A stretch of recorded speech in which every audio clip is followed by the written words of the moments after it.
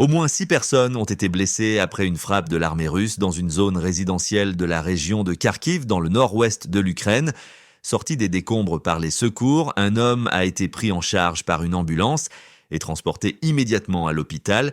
Il fait partie des 6 personnes blessées lors des frappes de missiles russes dans ce quartier résidentiel de la région de Kharkiv, situé dans le nord-ouest de l'Ukraine. L'attaque a également causé des dégâts matériels importants. Plusieurs maisons ont été touchées.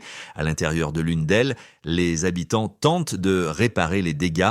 Une femme, encore sous le choc, raconte son expérience. L'explosion a été puissante. J'étais dans la maison, dans cette pièce. Nous, les habitants de Kharkiv, lisons toujours les nouvelles lorsque des bombes explosent. J'ai lu bombes aériennes guidées pour le district de Saltivski.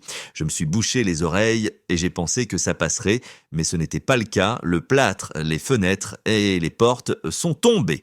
Je ne pouvais pas sortir, j'ai dû passer par la fenêtre parce que les voisins criaient qu'il y avait le feu. J'ai cru que ma maison était en feu, explique Oksana Yarmak. Un mois après le début de l'offensive russe à Kharkiv, les combats se poursuivent. Après 2 ans de bombardements sur le territoire ukrainien, la Banque mondiale et l'Union européenne estiment qu'il faudra au moins 486 milliards d'euros pour reconstruire le pays.